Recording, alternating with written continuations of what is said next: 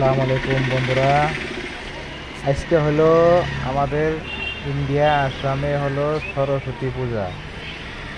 তাই সরস্বতী পূজার মধ্যে স্কুলের ছাত্র ছাত্রীরা সবাই মিলে শাড়ি পরে এবং পায়জামা পাঞ্জাবি পরে ঘোরাঘুরি করে বেড়াইতে চলে যায়, এদিক সেদিক বেড়ায় বা পূজায় অংশগ্রহণ করে। দেখেন অল্প আগে যে দেখতেছি, দেখেন কীরকম ভিড় পার্কগুলোতে, রেস্টুরেন্টগুলোতে এত পরিমাণে ভিড়, তার মানে বলা যায় না, এত ভিড়। দেখেন এই যে রাস্তাঘাট প্রচুর যানজট, আজকে প্রচুর যানজট। এই কথা হইলো যেরকম দেখেন, এই যে দেখেন কত মেয়েরা এবং ছেলেরা ঘোরাঘুরি করতেছে। সবাই কিন্তু আজকে মেখলা চাদর এবং শাড়ি পরে পরে ঘোরাঘুরি করে। সবাই, যত মেয়েরা ছেলেরা আছে সবাই কিন্তু আজকে আপনার করবো, এই শাড়ি পরবো, কেউ মেখলা চাদর, কুর্তা পাঞ্জাবি এগুলা মানে পরিধান করে সবাই ঘোরাঘুরি করে। সব মেয়েরা দেখেন, এটা হলো নেহেরু পার্ক, গুয়াহাটিতে নেহেরু পার্ক, কটন কলেজের সামনে। দেখেন মানে অত পরিমাণে ভিড়,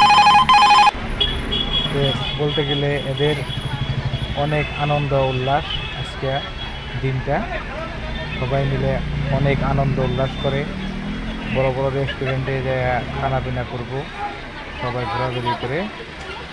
দেখেন সবাই মিলে মিশে কত বন্ধুত্ব বাজিয়ে রেখে। দেখেন রাস্তার চতুর্পাশে তাম ভিড়। এইটা হলো ইলেকট্রনিক বাস, কমপ্লিট পুরোটাই ইলেকট্রিক। এবার চার্জ তেল ভরতে লাগে না, চার্জ দিতে বাস দিয়ে। এই জায়গাটা হলো আপনার গুয়াহাটি দিঘলি পুকুরি। দেখেন কীরকম যানজট সব, এবং দেখা দেখা মানে ছেলে মেয়েরা সব। ভিডিওটা ভালো লাগে আপনারা দিবেন, লাইক করবেন, কমেন্ট করবেন, কীরকম দেখবেন। ভালো লাগে থাকি একটু কমেন্টে জানাবেন, এবং আপনারা সবাই একটু শেয়ার করে দেবেন, অন্য বন্ধুদেরকে দেখার জন্য একটু সুযোগ করে দেবেন। এটা হলো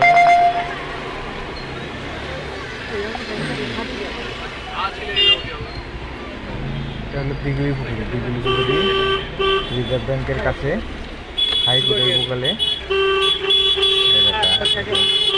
জায়গাটা বহুত পরিষ্কার পরিচ্ছন্নতা।